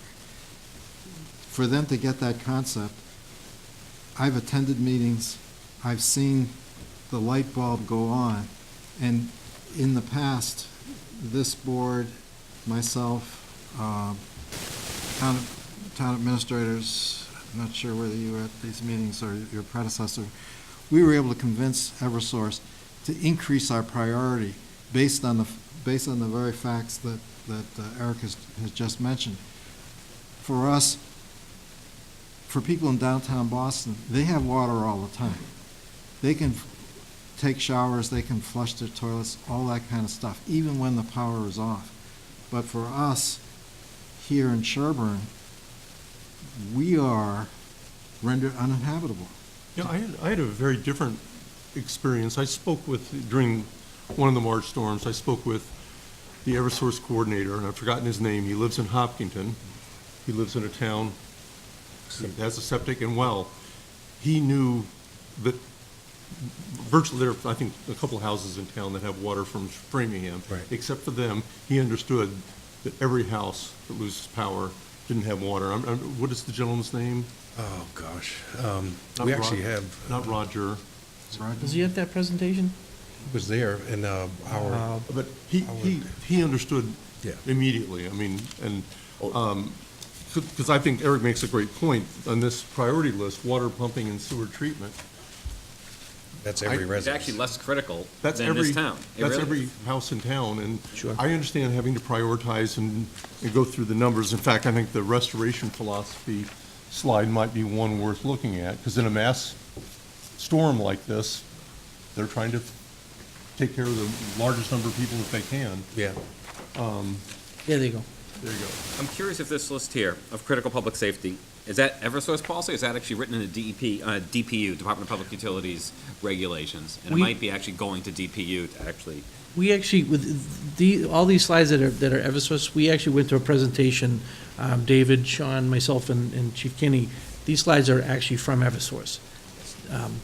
That's It's from their emergency response plan. Correct. You know, their annual meeting that we go to discuss some of the, you know, the issues, you know, and, you know, one of the things that came up at the meeting was, I guess in years past, the response by Eversource hasn't been as good because all of the towns, who are most, are local towns and connected to us, we were all commending Eversource for their responsiveness and talking with us and addressing the issues that, you know, we all, you know, faced.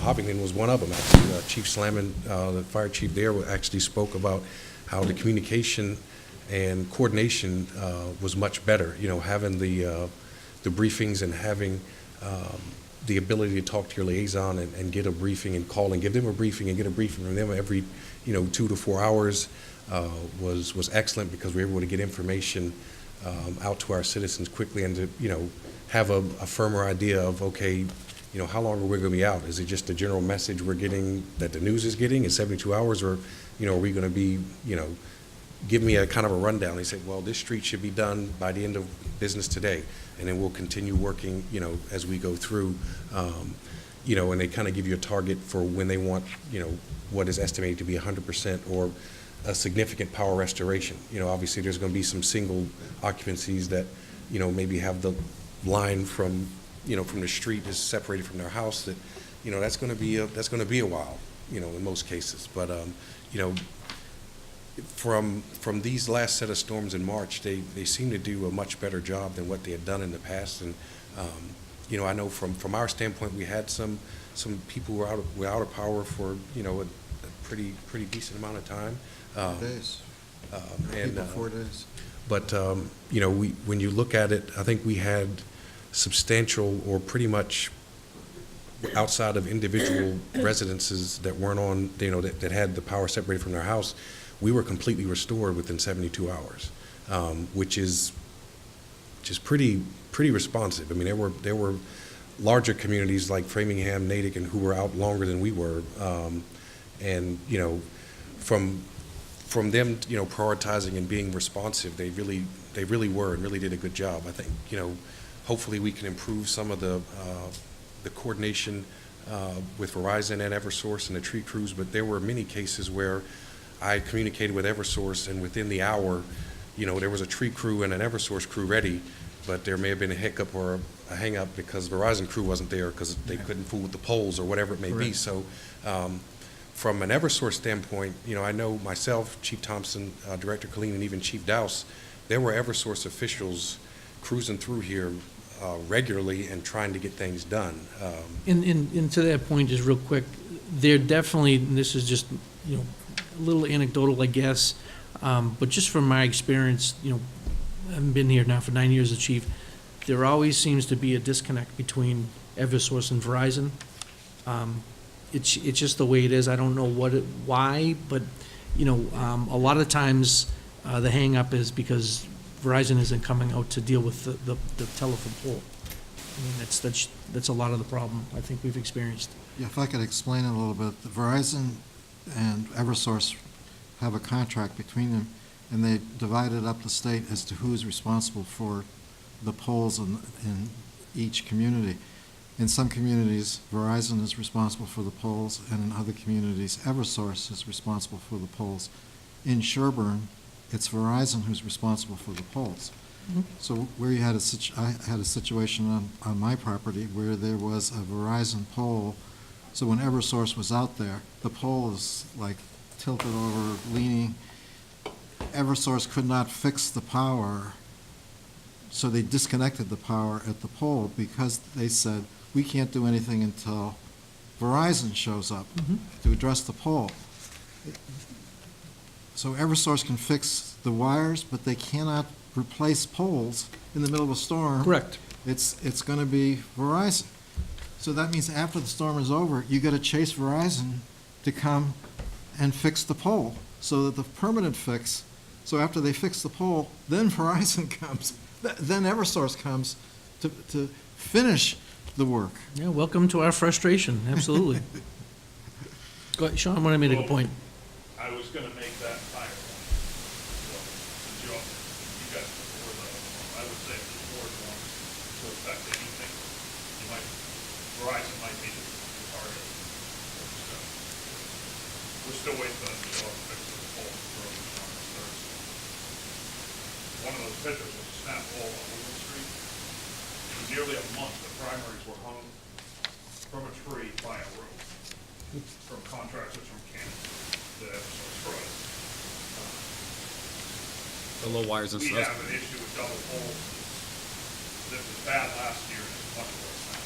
And Verizon owns the double poles. How has Verizon been doing with tree maintenance? I know the planning board had a series of very long meetings in terms of the tree manual. Eversource, that's Eversource. That's Eversource, okay. Correct. Correct.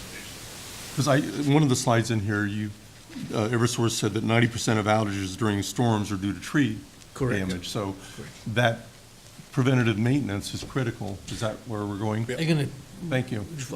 rifle through this, I promise.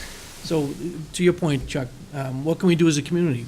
We gotta support Sean and CM&D in their efforts to reduce risk to the town. You know, Sean made some great points about the fact that he doesn't have enough funding to deal with some of the trees and debris in town, correct? Actually, why don't you speak to that? I will. To your question first, Eversource, as you know, went through some pretty lengthy meetings last year. We weren't really a friendly foe. They persisted and took down about 180 town trees. They're back in town, if anyone's noticed, and tagging a whole other circuit. One of the slides in here probably mentioned, they don't go town by town anymore, there's a circuit. There's 4 circuits in Sherborn. So it ends up being 4 or 5 years.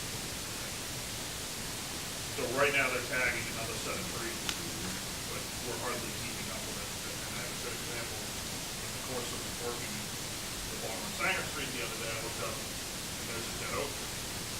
It was fully leafed out last year, dead, completely dead. Guess what it's hooked to? The telephone pole at the back of the police station. There's a guy wire holding up the telephone pole, so now actually the telephone pole is gonna be holding the oak tree. And the police department's gonna be holding it all up, so. Until Eversource untethers the tree from the pole. So when I talked to Eversource the last time, which was maybe a month and a half ago or 2, they offered to remove more trees in Sherborn. They are willing, and I know it costs the taxpayers a fair amount of money to remove a tree. We have been out to bid in the past, we've appropriated money. It costs us money to remove a tree. It costs us nothing to have Eversource address a tree or remove a tree. So with their invitation to do this, and now you're telling me they are in town preparing for another series of cuts. That, Actually, they're in town That's good. preparing for another series of meetings. And I've assured them that they're gonna probably have a much different experience this year in relying on the leaders of the town to help me. A 6-month process will cost us a lot of money. In the course of 6 months of going through those meetings, we will be paying to pick up trees this fall. Last year, we did in excess of $10,000 worth of tree work on trees that Eversource was gonna take down. They fell before they got down. And each one that falls, we have one. And it's usually on a Saturday or at night. So, in your neighborhood's a good example, because they weren't going there, but I hopefully have them tagging those trees, lower the street, and completely devastated. I don't think there's a lot of it, but there are no tree left. There's a lot of the price tags and all. I just want to take advantage We're trying. of their money rather than taxpayer money. That was just my point. I know efforts are ongoing, and I know we have a process, but the process we have is the same process that they face in many other communities. They're aware of the process. They know the process. They've navigated it successfully in hundreds of communities. It's, if they need help, they haven't, with regard to the hearing process, they haven't asked for it directly. I think one of the We things, got there. yeah. So we actually discussed this at the public safety meeting, and Sean had asked me to, just touch a little bit on, about revisiting the existing town tree manual, correct? And, obviously, and I put that in the slide, that would obviously include the Board of Selectmen, the Planning Board, Public Safety and Traffic Safety. And to Sean's point, the leadership in the community should be working together to make certain that we don't go through this every time we have a storm. I mean, it's almost, I don't know, we're failing the residents, every time we have these discussions every year about why the power is out and how come this is happening. I mean, the reality is, it's because of the fact that we've had years and years and years of not truly paying attention to the trees in town, the trees that need to be removed. We meet with the planning board. David, should we schedule a meeting with the planning board so we can discuss our tree manual for the town and see what we can do about it? Did the selectmen one time refer it to public safety to review the manual and bring back So we edits? I don't know that was the direction, David. I'll have to go and look back, but I know that we had applied for a grant through Meyer, and we received it to hire Arborist. an arborist. And the arborist came out, and he went, I believe, to every single road in the town and Yes. then identified, and I don't want to use the wrong word because we got into a talk about this, but let's just say it was an at-risk trees, let's say. And we were in the process of, putting all this information together, and the next step was going to be to have public safety bring it before the board. And there was a meeting, I believe Marion Nutra showed up from the planning board, and she seemed very supportive of the idea and the effort. So I think that's something that we should definitely be speaking about sooner than later, because they're saying that we're going to be impacted this year by hurricanes in a big I way. think that's the direction we were heading, yeah. We should put it on our agenda to have a meeting with public safety and with the planning board. Let's all get together, Excellent let's idea. say, Yeah. let's Excellent move idea. it forward. Yes. That is what we. That's what we discussed, yeah. We thought right now was too early to throw it, Uh-huh. but in the next month or so. Yeah, let's put it on an agenda. Yeah, I went to, We prefer to have it before we start having hearings on it. Mhm. It makes sense to try to. So we've got a couple of meetings in June, like we should. I would, Try to do that. if I could say that there's an override for dead trees that exempts it from the scenic roads piece, from the public shade tree law, and from the tree manual. So where you've got it like a dead oak tree that you just said, you actually don't need to have a hearing. The fact that you're going through all that process is voluntary, and it may be good relations with everybody, but if you have a dead tree and you know it's gonna fall and you know it might kill somebody, you don't have to go through all of that process. I went to a couple of the planning board hearings, the tree hearings, and at one of them, I did too. they were suggesting exactly that, saying the dead trees just are not part of this It's hearing not- process. it's- Defined as hazardous. It has to be a hazardous tree as determined by the tree warden. Exactly, but once that is, Determination, yeah. once that's done, Doesn't have to be dead. It can be overhanging. Flip side of deeming one hazardous is you have 2 weeks to get it down by state by law. well, right now, John doesn't have the resources to take down all the hazardous If I trees. tree in town and you wait until 2 weeks, there isn't enough tree fruit down. and Stumpy's not available, right? I got a chainsaw for Christmas. You want me to help? Oof. So, Terrific, thank you, this is thank you for letting us extend the a time. wonderful, No, it's, yeah, We will put it on the website, and I think we actually discussed on the way up here that we're gonna do this presentation again at Public Safety and try to invite the general public to come, so. yeah, and I'd commend, the photos are terrific and better viewed on the website that you took, but thank you, this is a wonderful overview. Thanks, Sean. Thanks, Chief, both of you. It's, Thank you. we took care of the other stuff. next on the agenda is any selectmen reports. The only thing I wanted to mention is a couple of weeks ago at the annual meeting for the Mass Coalition of Water Resources, the EPA Region 1 Administrator strongly indicated that the EPA NIPD's permit for stormwater will go into effect and will probably not be deferred another year. It was deferred last year. So that'll be one of the largest unfunded mandates that I've seen come down from that world in years.